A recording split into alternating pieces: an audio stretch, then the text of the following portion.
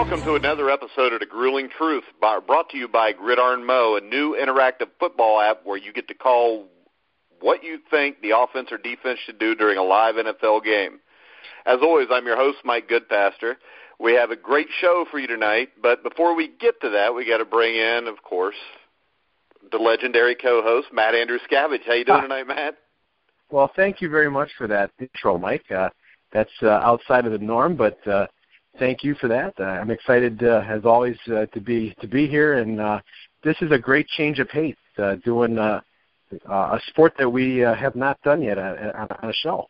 Yeah, we're usually football and boxing, but when we got a chance to get this guest on, I figured it'd be the perfect first guest. You don't get too many guys that win 288 games in a major league career. Like That's I said, right. Our guest tonight won 288 games, 26-year major league career, including 4 All-Star game appearances. Please help me welcome to The Grueling Truth, Tommy John. How you doing tonight, Tommy? I'm doing fine, thank you. Thanks for having me. Well, it's a pleasure to have you. Let's just go ahead and start from the beginning. What was your childhood like growing up in Terre Haute, Indiana? Well, Terre Haute was not the most cosmopolitan town. We were basketball first and other sports second. And, I had my basketball court was my dad's vegetable garden in the summer.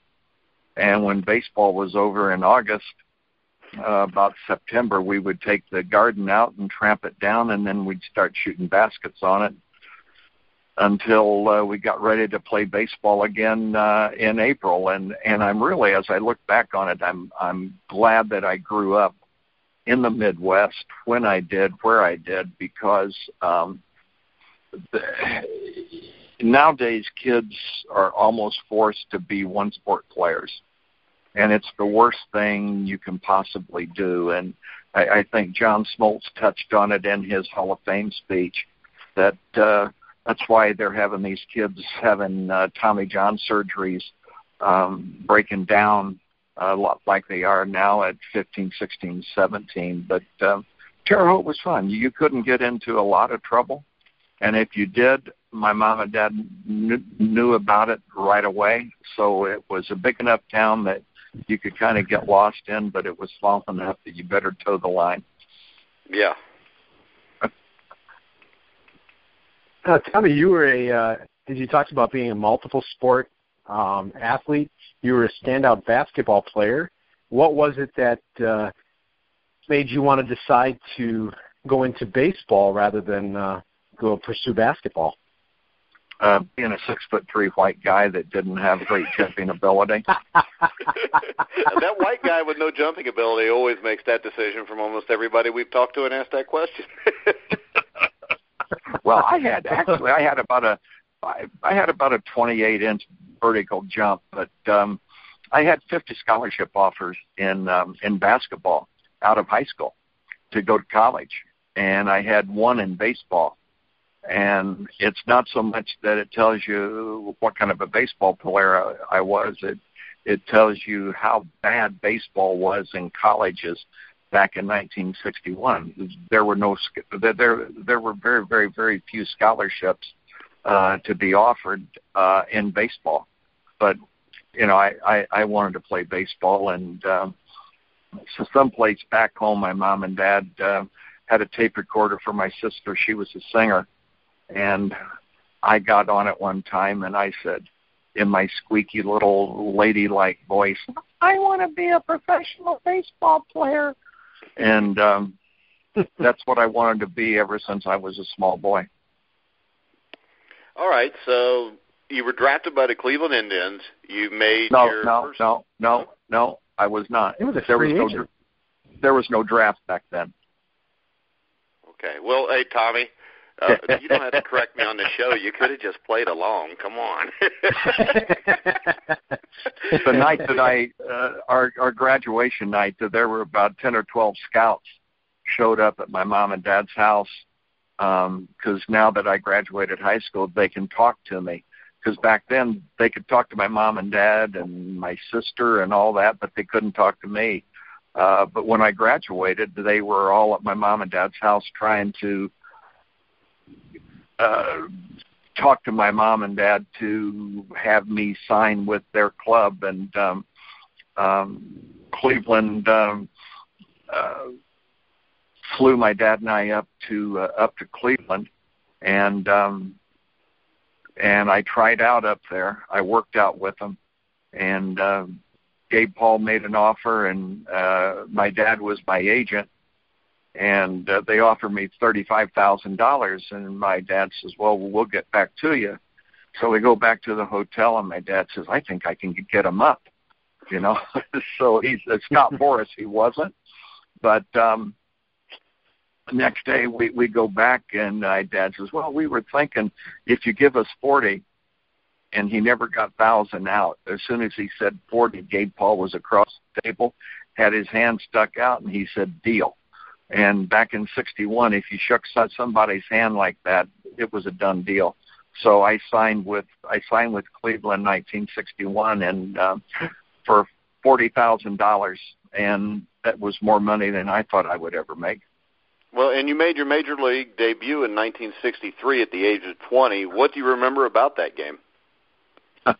I couldn't get the gate from the bullpen open. I'd never seen a lock like that. We didn't have locks like that in Terre Haute, and it was about an 8-foot fence, and I thought, oh, my God, I'm going to have to climb this thing and rip my pants and fall over, and I kept shaking it, and somewhere somebody up there liked me, but the gate popped open, and I jogged out onto the field, and the first batter I faced was a guy with the Washington Senators named Freddie Valentine, and the second hitter I faced was a shortstop they had by the name of Don Zimmer.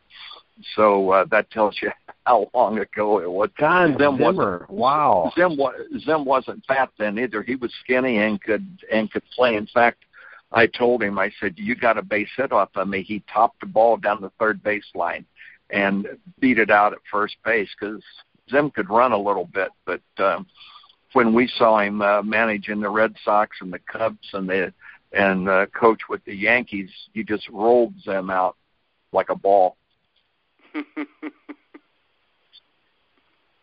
So after your debut with Cleveland, you were with them for a couple of years, and you went to the White Sox, and you were selected to the 1968 All-Star Game as a member of the White Sox. What do you recall from that game being your first All-Star game? Well, on Sunday we were in Washington, and I had pitched Sunday. I'd started, and I went, 4, 5, 6 innings, something like that. And I got myself ready, and all I could think about is, God, I got to go down to Houston, and there you go. And I get to Houston, I get the airport, and they have a young lady there, Mr. John, yes, I'm with Continental Airlines, and we've got a bus for you or a car for you, and I went, okay, my suitcase, where's my baseball bag? Shoot, where's my baseball bag? In my haste and excitement, I left my baseball bag back at the stadium at Cleveland. And I went, oh, no, here's my first All-Star game. I've got no uniform, no nothing. But the clubhouse guy at Washington saw it and put it on an airplane and flew it down. So it caught up with me the next day. And we had a workout on Monday.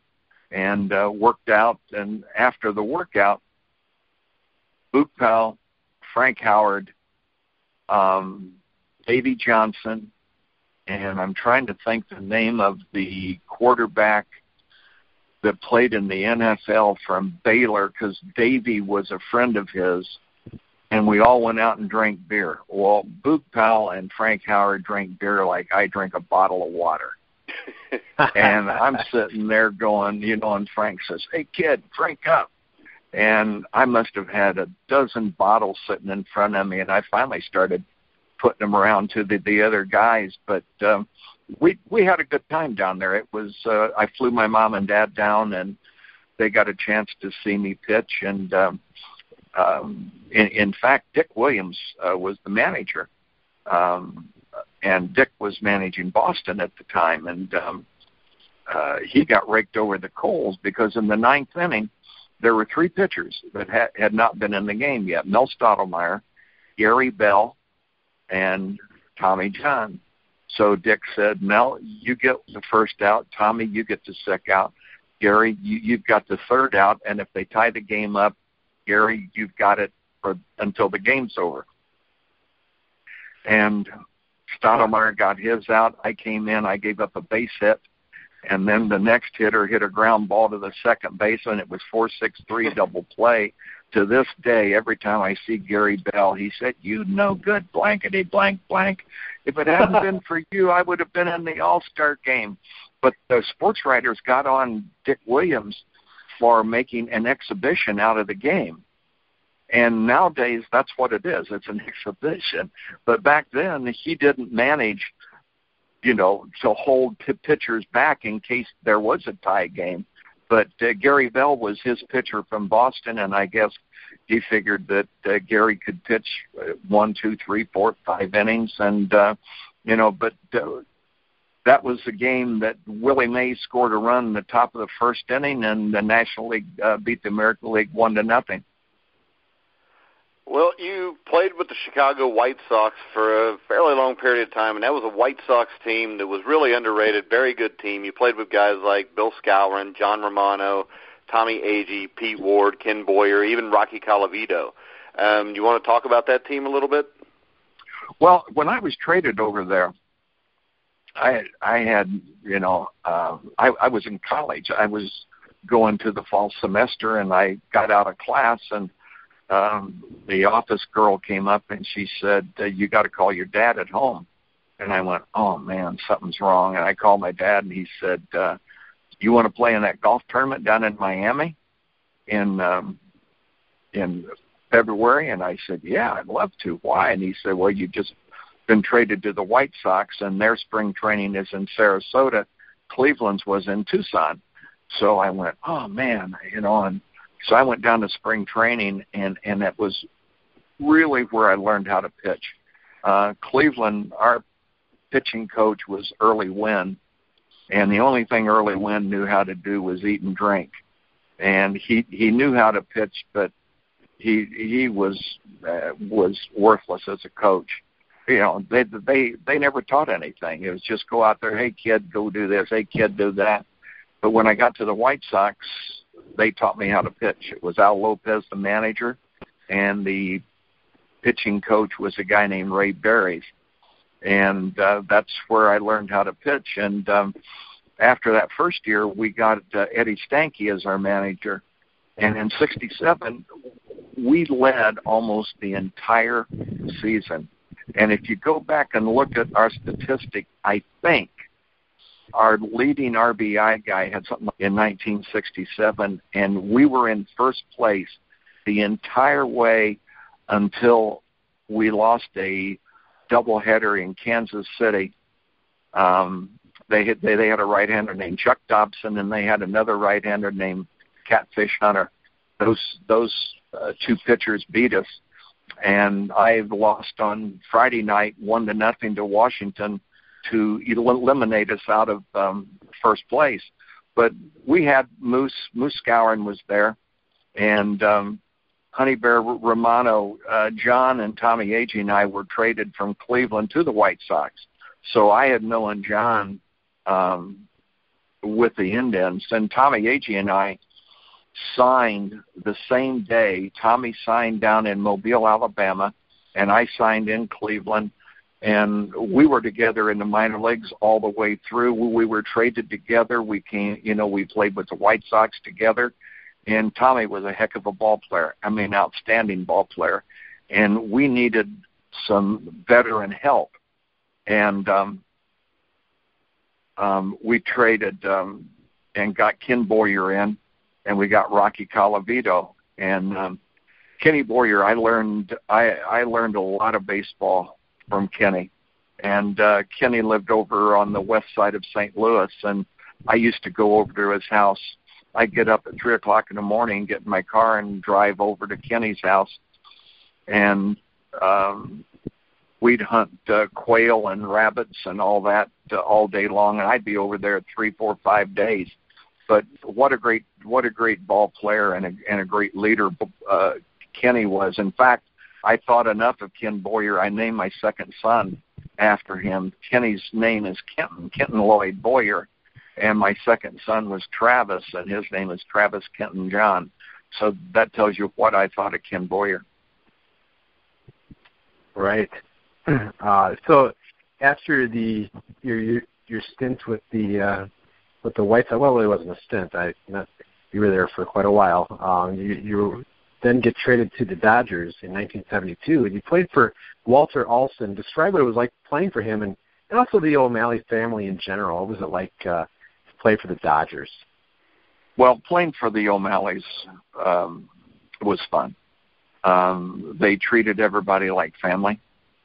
And Walter, the old man, was like a little leprechaun, and he'd pull pranks and to do stuff all the time. But Peter, who took over, was a good businessman, and he ran things ethically and up. And Mr. O'Malley had a saying, contented cows give sweeter milk.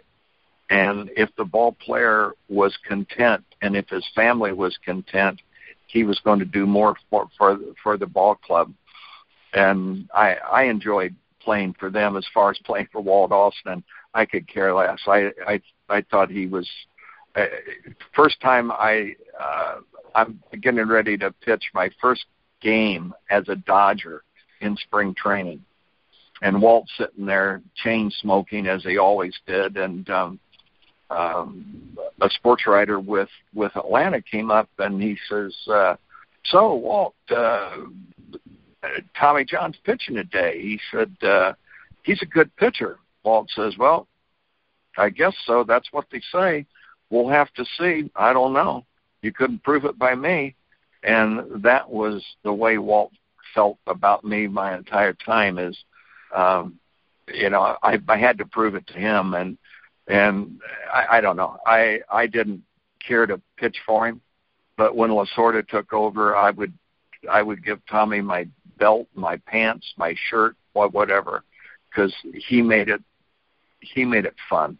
Made it fun to come out to the ballpark. As far as being a great manager, not a great manager, of the game, pulling the strings and pinch hitting and all this stuff. But gosh, he was so much fun to play for. And the difference between Lasorda and Alston, Walt just sat there and looked at you and like he had contempt in his eyes, and Tommy had love in his eyes. Well, 1974 started out as perhaps your greatest season. I think you were 13-3. That's when you had the arm injury. Do you remember when your arm first started bothering you, or was it something that just happened on one pitch? No, my arm started bothering me when I was 13, going from little league distance to major league distance. I hurt my elbow, so I didn't pitch my 13-year-old year. And then on, I was fine. But then we got into minor league ball, and I never pitched 3 days rest. And in the minor leagues, you had 4 starters, and you pitch every fourth day. And in 62, my arm started to hurt. And I got through the season, and it was fine. And, okay.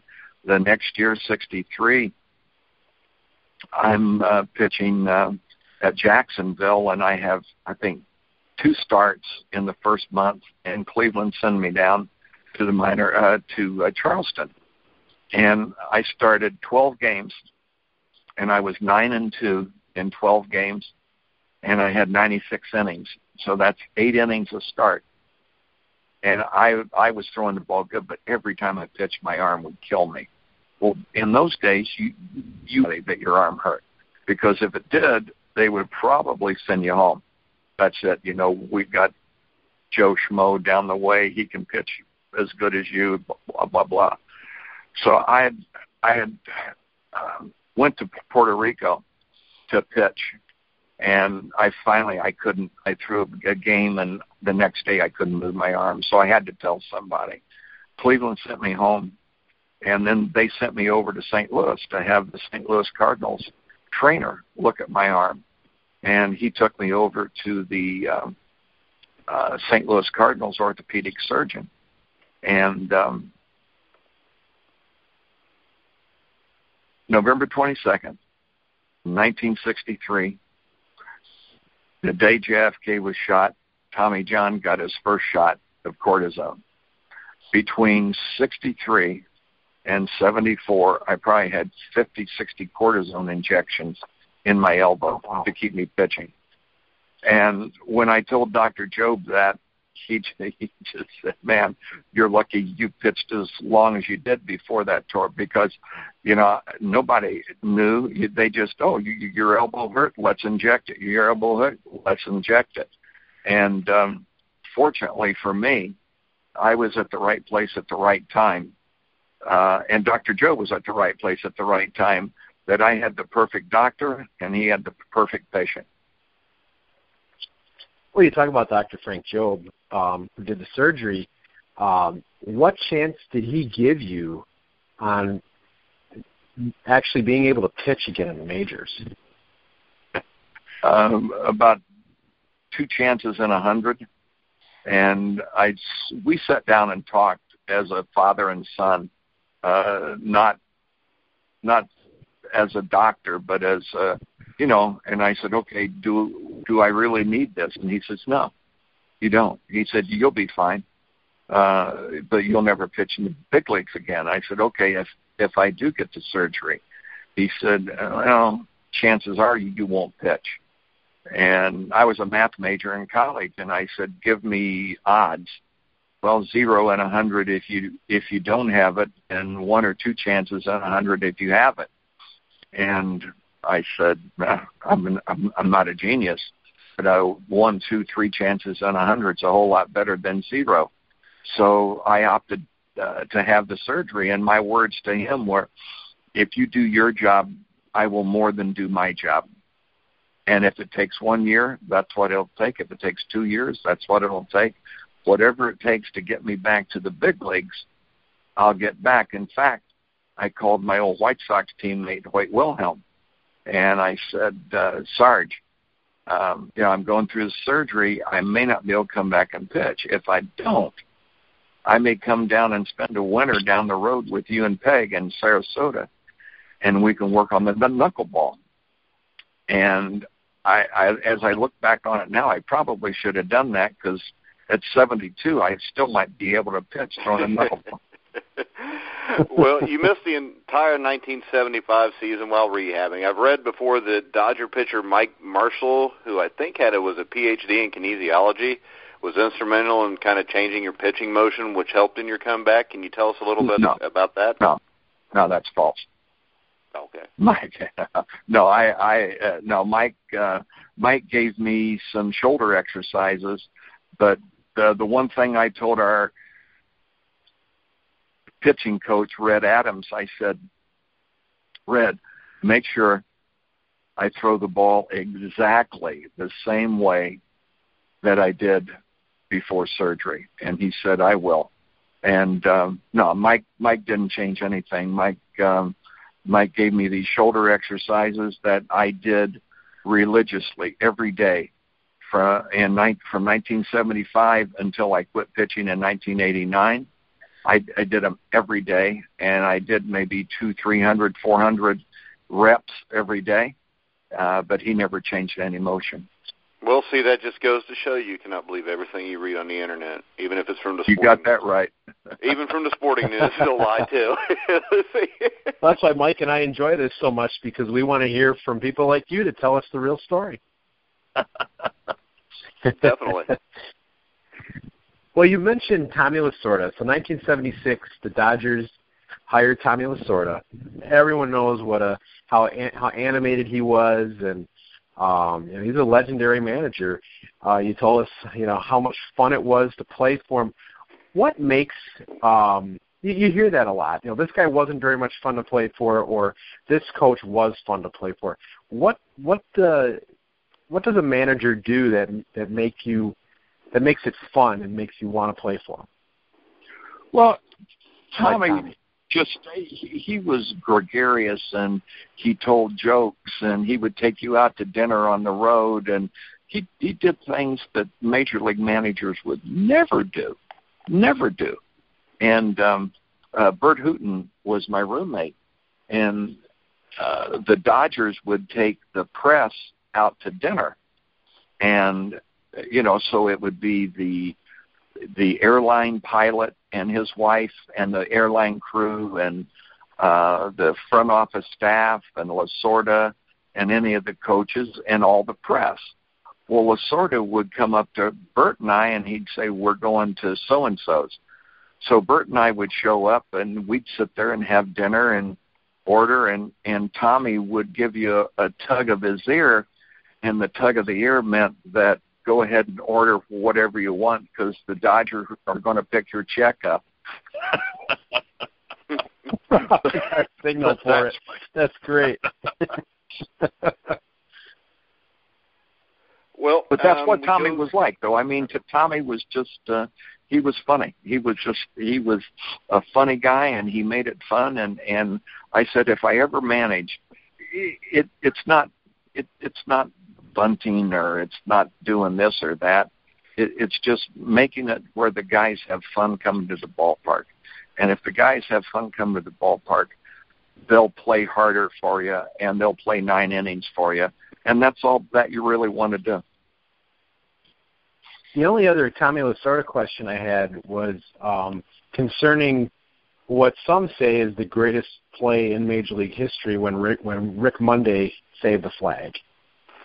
I'd like to know, I've seen that clip. I've seen Rick Monday talk about it. I've seen Tommy Lasorda talk about it.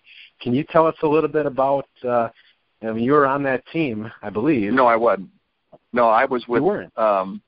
No, I think that was 79 or 80. Oh, I just missed it then. Yeah. For some reason I thought I was with I was with the Yankees, and it's probably the best catch Monday ever made. Yes. But I'll tell you a funny story that happened is, it was a father and son, and they were going to burn the flag, and so they came out, and there was a holding cell up that the Dodgers had, and they took the father and son, the cops did, they took them up, put them in the holding cell where there were a bunch of, guys that were drunk and all that. And, they've got the game piped in on the radio with Ben Scully doing it. And they said, well, you guys ever want to burn that flag again? Think twice about it. And they had a bunch of soldiers from Vietnam that had served Vietnam. And when they put them in there, I guess those guys just pummeled them. Oh boy. And they shut the door and left, and what happened? The cops didn't hurt them. They were fine when they got in, but when they were in the holding cell, they just got pummeled. 1974, you had the injury. You missed out on playing in the World Series against the Oakland A's. Finally, 1977, you get to pitch in your first playoff game. I believe it was Game 4 of the 77 NLCS against Philadelphia at Hall of Fame pitcher Steve Carlton. You pitched a complete game, giving up 1 run, I think striking out 8 or 9. You even got a base hit off Tug McGraw. What do you remember about that night and finally getting to pitch in the playoffs? Well, I'd started Game 1 in against the Phillies. I was 20-7 that year. And so it was Carlton and Tommy John Game 1, and we ended up losing, I think, in 11 or 12 innings. And the next day, Lasorda has a team meeting, and he's chewing us out, and that we're tight and we aren't doing it. And he said, "I'm bringing in a sports psychologist to talk to you guys," and we all go, "Oh no." So the door opens, and in walks Don Rickles. And Don Rickles does 20, 30 minutes of stand-up comedy with all the players and everything, and we're laughing, and we go out, and that's Tommy, though. We went out and played well. The Friday game is we were down 4-2 going into the ninth inning. Gene Garber's on the mound for Phillies. He had 8 up, 8 down. One more out, and the Phillies take a 2-1 lead in the playoffs. And we have a left-handed pitch hitter by the name of Vic Davalillo up.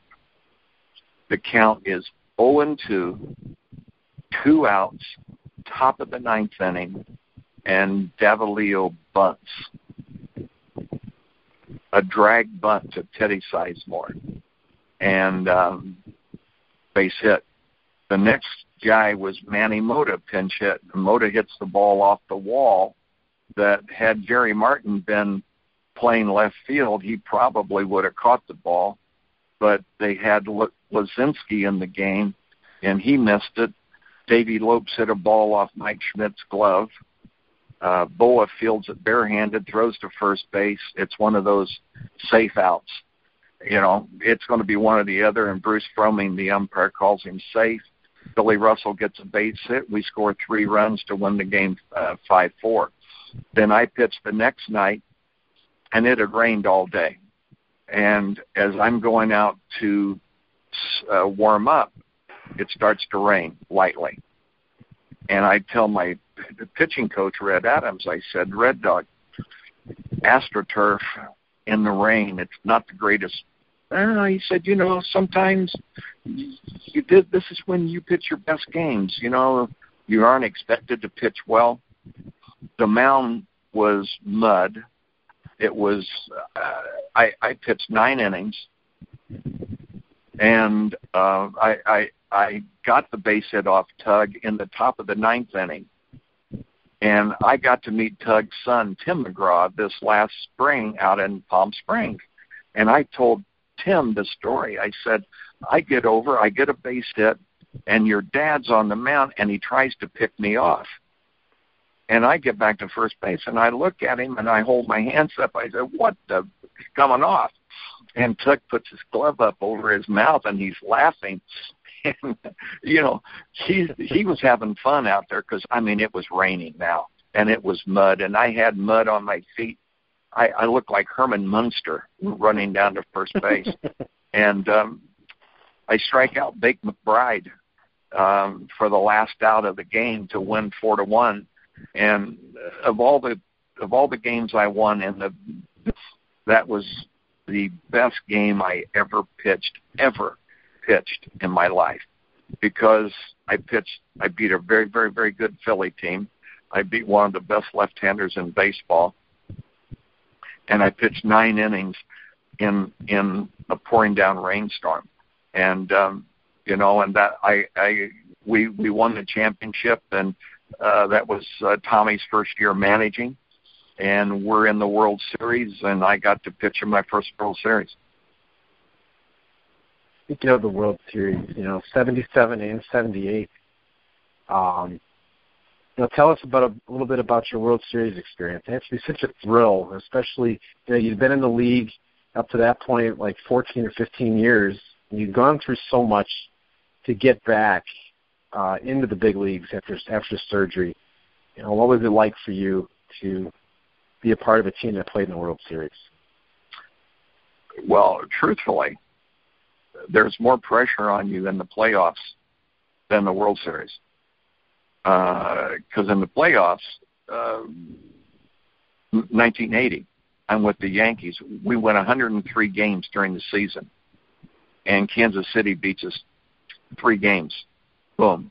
So those 103 wins are gone by the wayside because we didn't win anything in the playoffs. But when you get to the World Series, there's pressure on you, but you're either going to be first or you're going to be second. And you go out there to pitch, and pitching against the Yankees in 77 and 78, it was basically the same Yankee team, and that was a very, very, very tough Yankee team. I mean, tough Yankee team. And the scouting report told us when you play these guys, you're going to have to play 27 outs because they never give up. And whether they didn't, they were a tough ball club. And I remember in '78, Catfish Hunter is pitching for the Yankees, and Davey Lope scores in the first inning. He comes in, and he said, "He's got nothing. Let's kick his butt," Well, about the seventh inning, Catfish Hunter had nothing, but he's still out there pitching. And we end up losing, and lo and behold, those are the teammates that I want to be playing with in 1979, because I was a free agent after the '78 season. And you bring that up. You got traded to the Yankees in 1979. Was it difficult to go play for the team that had beaten the Dodgers in 2 straight World Series? No, because I as a free agent, there's quite a few ball clubs that are trying to sign me. And I called my friend Tom Paciorek, and I said, Wimpy, what American League team has the best infield? And he said, well, either the Brewers or the Yankees. And I said, okay. Well, I'd pitched in County Stadium, and that's like pitching in a bandbox. And I'd pitched in Yankee Stadium, having pitched there with the White Sox, and I knew that Yankee Stadium was a whole lot better to pitch. And Greg Nettles, Bucky Dent, Willie Randolph, Chris Chambliss made me a champ because they fielded some of those shots I threw down there, and saved me a lot of games. Well, by the time you get to the Yankees, you consider a lot of great players on that team. One player stands out for me during your time with the Yankees, Goose Gossage. What do you remember what it was like playing with him? Well, my first start as a Yankee in '79, we're playing the Brewers, one of our big rivals, and Ron Guidry pitches Good Friday and loses. Eddie Figueroa pitches Saturday and lose. Well, I'm pitching Easter Sunday, and I come in, and as I'm going into the to the clubhouse, Steinbrenner's coming out, and he pulls me aside, and he said, "This is why I got you. This is the most important game you'll pitch in your life." And I looked at him, I said, "George, it's the 3rd game of the season." I said, "If we lose this game and win all 159, we'll be 159-3. That's what I got. So anyhow, I go out, and the first 5 pitches I throw as a New York Yankee. Ball 1, ball 2, ball 3, ball 4, ball 1. Well, I walk Molitor and Robin Yount. I go, and the fans are booing, "You suck, John. Go back to Los Angeles." And our pitching coach, Tom Morgan, and Morg comes out, and he said, "You've never thrown 5 straight balls like that in your life. Were you trying to get us fired?" And I said, "I don't know. I just, he said, "Throw strikes because I need the money." He said, So I give up 1 run in the first inning, and I end up pitching 6 innings, and I've got a 2-1 lead. Well, Gossage threw a 9-out save, and Goose pitched 6 outs, 7 outs, 3 outs, whatever. And then, we picked up Ron Davis, and Ron Davis became a setup guy. Well, they never had a setup back then. He just, you would come in and relieve the starter in the 6th inning or 7th inning and get the side out, and then Gossage would pitch 8 and 9. But he was one of the most domineering pitchers that when you had to come in, you hoped that you didn't have to face Rich Gossage. Well, I was a huge Cincinnati Reds fan, only 20 minutes from Old Riverfront Stadium. And I remember Pete Rose always saying that you were one of the toughest pitchers he ever faced. I mean, the Dodgers and Reds rivalry in the mid to late 70s was as good as it got in baseball, I think. Do you have any stories about your battles with Rose and the Big Red Machine? Well, Pete, when Pete retired, my sister sent me, she lives in Cincy. She went to UC out of high school in Terre Haute, and they had a thing in the Enquirer of Pete's lists, and he had the 3 toughest pitchers he had to face were Tommy John, Jim Brewer, and Randy Jones. And Pete, for whatever reason, I could tell when Pete was going to try and hit the ball to right field or when he was going to try and pull the ball. And when he was going to try and pull the ball, I stayed away. When he's going to try and throw curve balls in on his hands, and he just had a hard time hitting me. And one time in Dodger Stadium, he smokes one up the middle, and the Dodger mound was really steep on the sides, and he hit a line drive that hit the side of the mound. It caromed right to Bill Russell at shortstop. And I remember the next inning I hit a ball, and I run by, and Pete was playing third base, and he said, "If that ball doesn't go through for a base hit, I'll never get another effing base hit off of you." And I said, "I hope so, Pete." But Pete, that was one of the great rivalries back with the Dodgers. Dodgers Cincinnati and Dodgers Phillies were probably the 2 of the best rivalries that we faced then.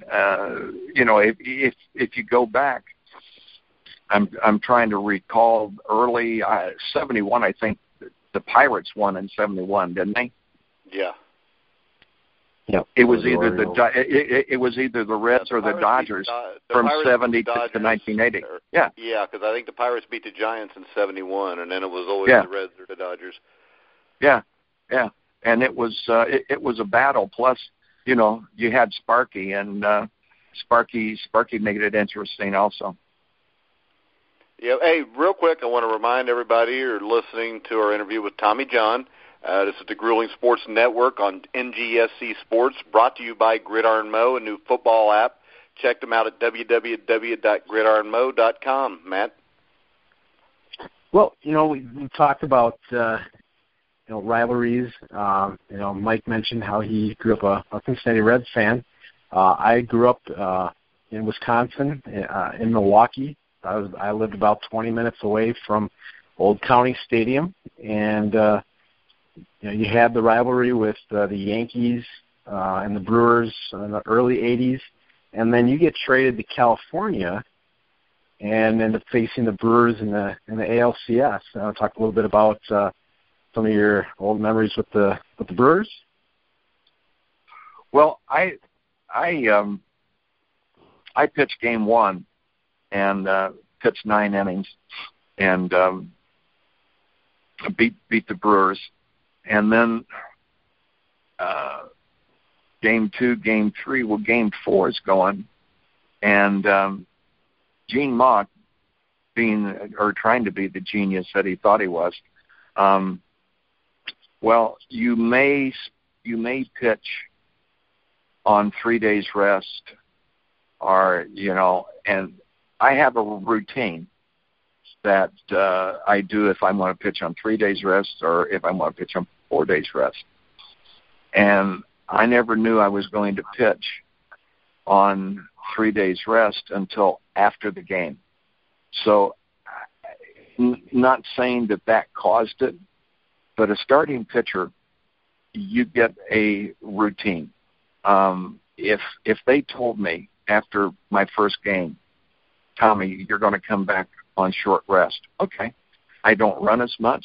I don't throw as much. I don't do all the stuff that I needed to, that I wanted to do or that I needed to do to get myself ready to pitch. If I'm pitching on 4 days rest, I run more, I throw more, and starting pitching is routine. And Mauch just thought that you just flip the switch and the starter would pitch. And I remember I didn't pitch great that game, but we had a chance. The Brewers beat us, and it was the game that killed us. Was that ended it? Was Cecil Cooper was up, and we had Andy Hassler, big sidearm and lefty, in the bullpen, and we had a guy on the mound named Luis Sanchez, and Mock wouldn't bring Hassler into the game because he was afraid Hassler would walk Cooper. So what? And Hassler ended up hanging a slider, and Cecil hit a ball that drove in 2 runs that won the game and got the Brewers into the World Series. But, I just sat there for all the genius that Mock was. He didn't understand one element of the game, and it was the most important element, and that's pitching. He didn't understand that, and that was evidenced back in 1964 when he managed the Phillies, and he went with Bunning and Chris Short all the way down and blew a 12-game lead, and he never understood pitching. He thought the game was defense and offense. Well, it is, but pitching is part of defense. He never understood it. Yeah. Well, we are running out of time a little bit here, and I know we got to get Matt to bed soon. So, what are you doing nowadays, Tom? Sure. Well, I just had a back operation. I had a laminectomy, and I had a piece of bone that had chipped off the spinal column or whatever, and was lodged in my sciatic nerve, and I had my back operated on the 14th. And so I'm nursing that back to health, trying to get myself strong, and then going out to California. I'm retired. I do a lot of motivational speaking, but going to go out to California and try to play golf.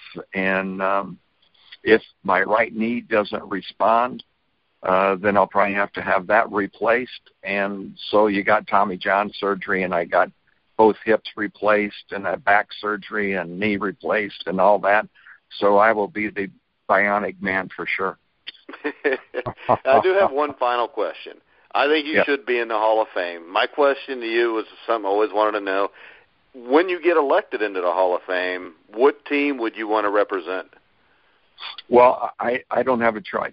And you can Dave Winfield and Reggie Jackson are responsible for that. They sold their hats to the ball clubs. Dave Winfield sold his hat to the San Diego for however much money for however many years, and Reggie did the same thing with the Yankees. And the Hall of Fame said they're not there to have players, do that. So now, if I get into the Hall of Fame people will, Jeff Idelson and whomever, will decide what hat I wear. But I could wear the White Sox, Dodgers, or Yankees, one of those three, because I played 7 years with the White Sox, 7 with the Dodgers, and 2 4-year terms with the Yankees.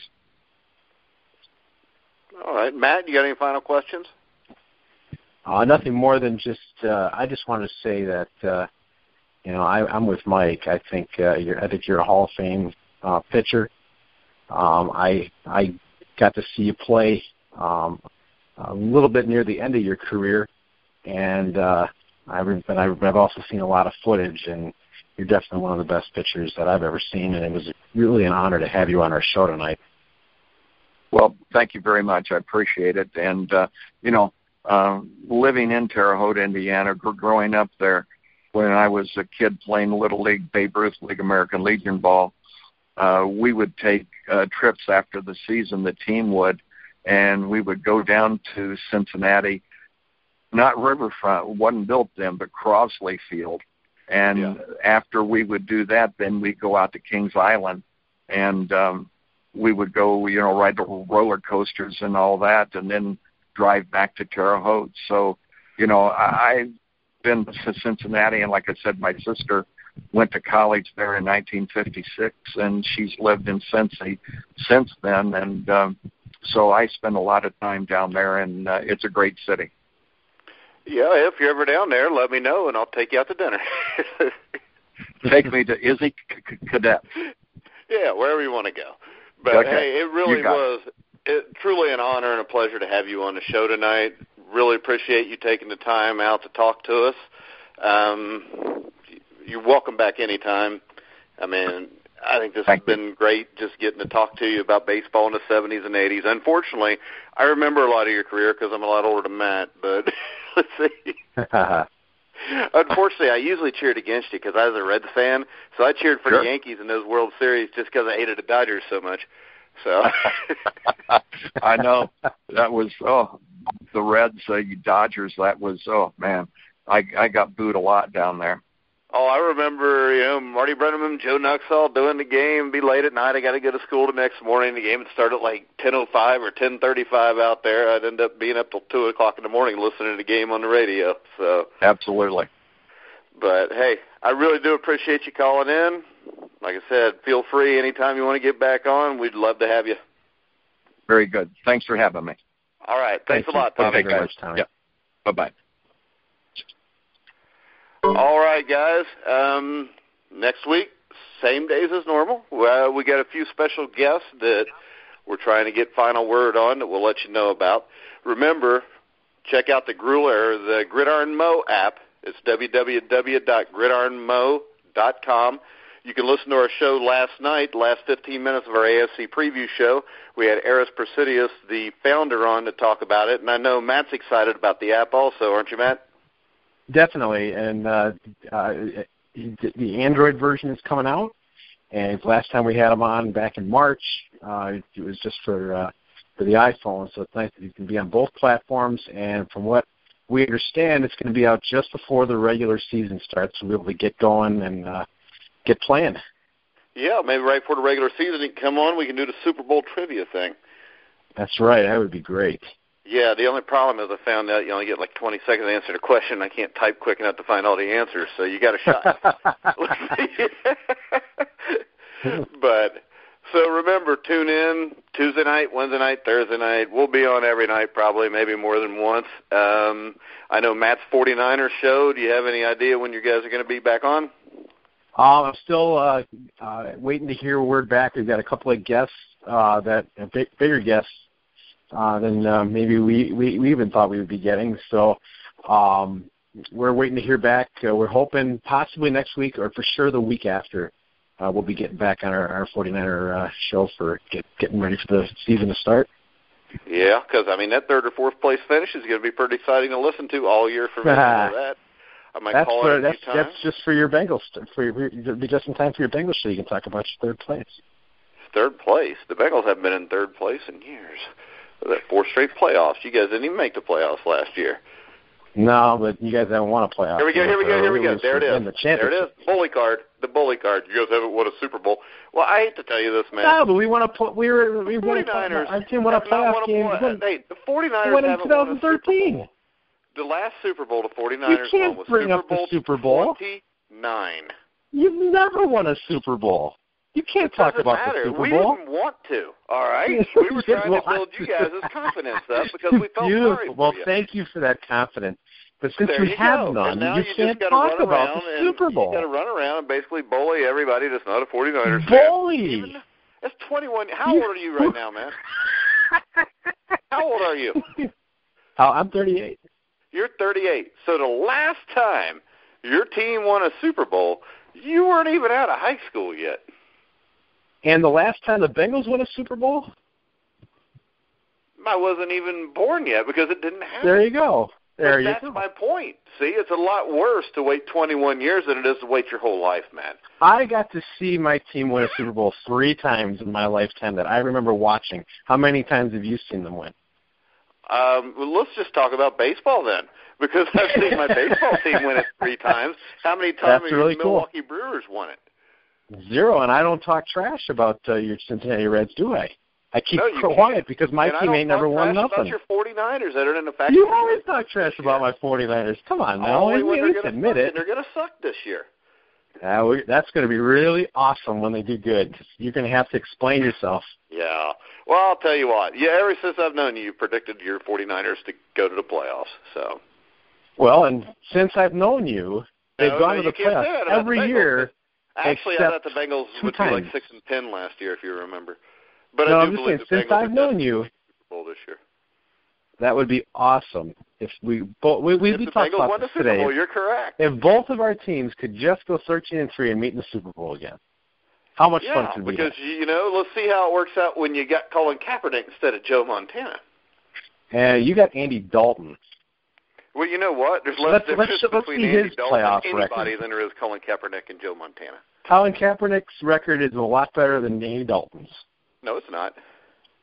Sure it is. Playoff record? No, it's not. Playoff stats? Playoff record. You said his record. No, I said his playoff record. Okay. What was Colin Kaepernick's playoff record last year? It was 0-0. What was... It was 0-1. How many wins? How many wins does Andy Dalton have? How many wins? In his career. His so you're playoff Colin career. And now we're going Colin playoff. Kaepernick has how many How many playoff wins does Colin Kaepernick have? 2? No. Colin Kaepernick has he is 4-2. That is his record, 4-2. Okay. Including 2. And how many of them were because of the offense and how many were because of the defense? You give Andy Dalton that defense when they could play defense. You guys have had a good defense. Well, not like the legendary 49ers defenses you're always talking about on Facebook. And I think Joe Rodriguez called you out today with the 49er propaganda, too. Because I said one player might be good. Because I said one player might be good. That's hilarious. One player all the time. The only guy I can't get you to say will be a future Hall of Famer is Blaine Gabbert. Blaine Gabbert. Oh, my God. The worst backup quarterback in the league. That's the only guy you don't brag about is Blaine Gabbert. Why would I? I remember when LaMichael James was supposed to be the next Walter Payton. I don't think I said that. Well, you said he was going to be a great running back. I thought he was going to be pretty good. He played really good his first year, and then they just never used him. 49er. He kept getting hurt. Propaganda. But you're hilarious, dude. But, hey, next Tuesday night, me and Joe Rodriguez will be doing the boxing show. The manly sport. Niners fans don't watch boxing, I don't think. But we'll have Paul the Punisher Williams on. He was supposed to be on this week. Had some technical difficulties there, so he will be in this Tuesday night. We'll also have Dave Sidersky from Ringside Report back to give us his top 10 fighters in boxing history. And then Wednesday and Thursday night, I believe we are going to have a baseball show with me, you, and Joe. What do you think? We got to talk Joe into it, though. Yeah, well, I think we'll even have a really good topic because it's one that I think is all near and dear to our hearts, and I know that's something that we like to research. Well, not for you, because we're going to talk about the 10 greatest teams ever, and you're a Brewers fan, so you're not going to be included on that one. My team won't be included in it, but that doesn't mean I don't like all the other teams. Oh, okay. But your team still wouldn't be included in it. No, they certainly wouldn't be. Just like your Bengals wouldn't be in a top 10 all-time greatest football. Yeah, but you know what? The Bengals could be included in top 10 teams that didn't win a Super Bowl. I don't think any Brewers team could be considered top 10. The 82 Brewers were good. Yeah, but they wouldn't be considered one of the top 10 teams not to win the World Series. They were very good, but I don't know about top 10. There's a whole lot more baseball teams than there are football teams as far as all-time for candidates. Well, if you just go from 1970 to now, I don't think they fall in the top 10. They had some great players like Yount, Molitor, Cecil Cooper. I actually cheered for that Valley team. Fingers. I liked that team. That's a good ball club. Yeah, last one. It was my only shot at watching my team win a World Series. I don't think I'm ever going to get another chance. And how old are you? Oof, 38. That'll never come around again. So you'd have been like 5. You wouldn't have remembered it by now, anyways. No, but I remember my dad covering it, and I remember him bringing the police cards home for me. Around here, they give you the police would. Every time they see kids in the neighborhood, they'd hand out baseball cards. I remember getting the 82 set, and baseball is still a big deal. Even though I was 5, I remember people talking about the World Series. My mom and my dad went on about it all the time, and now that I've seen it, it's amazing. That was a really cool time in Milwaukee, and I don't think we're ever going to see it again. It don't look good. It don't look good for the Reds either now. So. No, both our teams are pretty much Yeah, but we're still headed for. Right yeah, so you have that going for today, you. Then we might be tied. I don't know. I think the Reds are like 20 out, and the Brewers are like 24 out or something. So, but all right. Now you know what? Well, I did always like that Big Red Machine as I got older and into baseball. So it might be the greatest team I've ever seen. They ruined it for me because that's the first team I remember was the Big Red Machine. So it's hard to top that. 1990 was great too, but the Big Red Machine. The only thing about them is you always knew they were going to win anyways, 75 and 76. But I would take that right now. So. Oh, definitely. But, all right, remember, you're listening to The Grueling Truth. Once again, check out Gridiron Mo at www.gridironmo.com. You can follow Matt Andrew Scavage on Twitter at MTA Scavage. You can follow me at RiverMonster11. Make sure you check out NGSC Sports' webpage. What is that webpage? It's ngscsports.com, and from there you can see all of the shows that they offer. If you click on the shows tab at the top, you'll see The Grueling Truth, just our regular page, and you'll also see The Grueling Truth 49ers page, coming soon a Bengals page, and maybe even a couple others if we get the shows going. Yeah, and you can get all of our shows on there. There's actually a page on there where you can get them all. We've had football, we've had boxing, football, we've had guys. Yep. Boxing, we've had Carlos Palomino, Tim Witherspoon, Peter McNeely, John Scully. We'll have Paul Williams next week. Football-wise, we've had Roger Craig, Tom Flores, Robert Brazil, Jerry Kramer. I mean, there's probably 30 or 40 interviews on there, so make sure you check those out. Plus, all the Sports Rants articles we've written over the last few months is on there also from both of us. So, So we're going to get out of here, guys, for this week. Wrap up another good week, Matt. And we will be back next week on The Grueling Truth, where the legends speak.